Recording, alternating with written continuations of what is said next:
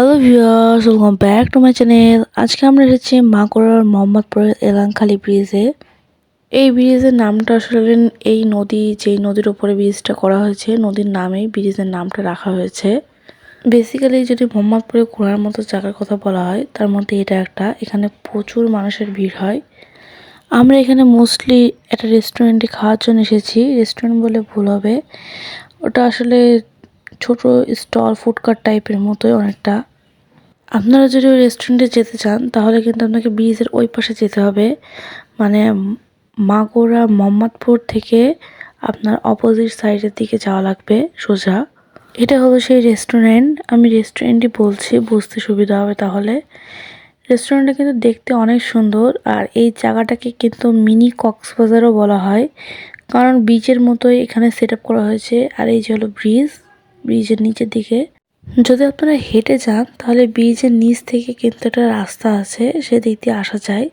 কিন্তু যদি আপনারা মোটরসাইকেল নিয়ে আসতে চান তাহলে আর একটা রাস্তা আছে, সেটা আমি ভিডিও শেষে দেখাবো, ওই দিক দিয়ে আসতে হবে।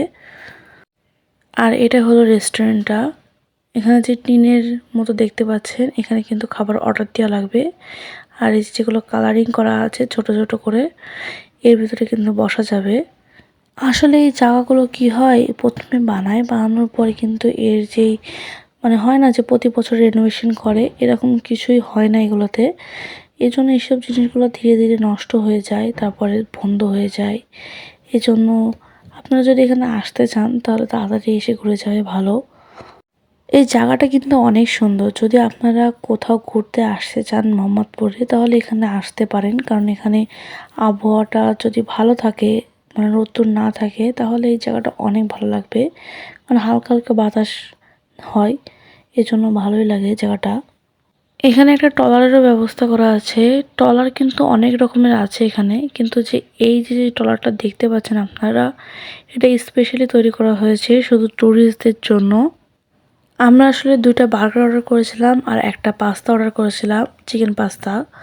তো বেসিক্যালি বার্গারের কথা যদি বলা যায়, হ্যাঁ বার্গারটা ঠিক আছে, কিন্তু ওর ভিতরে মিওনিজ বা সসেস কিছুই ঠিক মতো দেওয়া নেই। বার্গারটা ফ্লেভারফুল আছে, কিন্তু একটা সমস্যা, সেটা হলো যে বার্গারের ভিতরে যে একটা বাইটের পরে অনেক বেশি টেস্টেডটা ফ্লেভার আসে মুখে, ওটা হয়নি। আর যদি পাস্তার কথা বলা যায় তাহলে পাস্তাতে প্রচুর পরিমাণে অয়েল, মানে হয়তো ওরা বেস্ট করার চেষ্টা করেছে কিন্তু ওদের দ্বারা হয়নি। এখানে জনপ্রতি 50 টাকা দিয়ে কিন্তু আপনারা এই ট্রলারে ঘুরতে পারবেন। এই ট্রলারটা কিন্তু দেখতে অনেক সুন্দর, আপনাদের ঘুরে অনেক মজা আসবে। কিন্তু এই ট্রলারে ওঠার জন্য আপনাদেরকে অনেক পরিশ্রম করা লাগবে, মানে এখানে নামার মতো কোনো ক্যাপাসিটি নেই।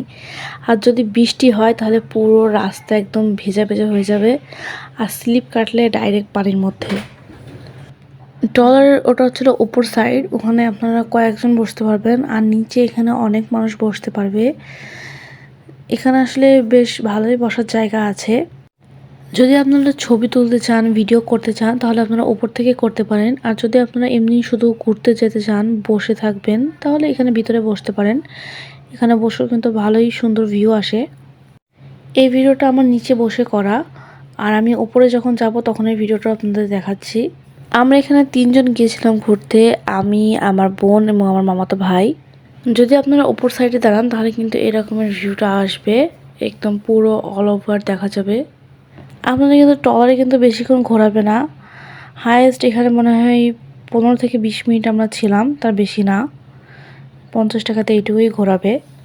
আপনারা চাইলে এগুলো কিন্তু নিজেদের মতো করে ভাড়া করেও নিতে পারেন, সেক্ষেত্রে খরচটা একটু বেশি হবে।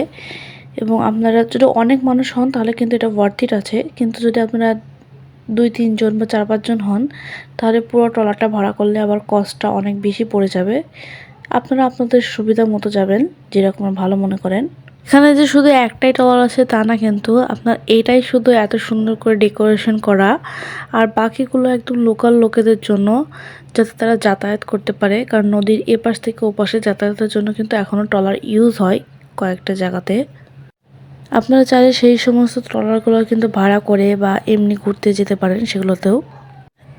এখন কিন্তু সন্ধ্যা হয়ে গেছে, আর সন্ধ্যা হয়ে যাওয়ার সাথে সাথে কিন্তু এই রেস্টুরেন্টের সমস্ত লাইট জ্বালিয়ে দিয়েছে। আপনারা যদি ব্রিজের ওপরে থেকে এই জায়গাটা দেখেন না তাহলে অনেক সুন্দর লাগবে দেখতে। যদি আপনারা মোটরসাইকেল বা অটো নিয়ে আসেন তাহলে এই রাস্তা দিয়ে আসতে পারেন, কিন্তু এটা দিয়ে একটু বেশি ঘুরে আসা লাগে। সেজন্য যদি আপনারা অটো বা মোটরসাইকেল নিয়ে আসেন তাহলে এদিকে আসতে পারেন। আর যদি হেঁটে আসেন তাহলে ব্রিজের নিচ দিয়ে একটা চিকন রাস্তা আছে, ওই দিক দিয়ে আসলেও হবে। যদি আপনারা একেবারেই লোকেশন খুঁজে না পান তাহলে এখানকার লোকাল লোকেদের জিজ্ঞাসা করলে ওরা লোকেশন বলে দেবে। এটা হলো এদের মেনু কার্ড। আমি মেনু কার্ডের ছবিটা আগে দিতে পারিনি, সরি টু সে।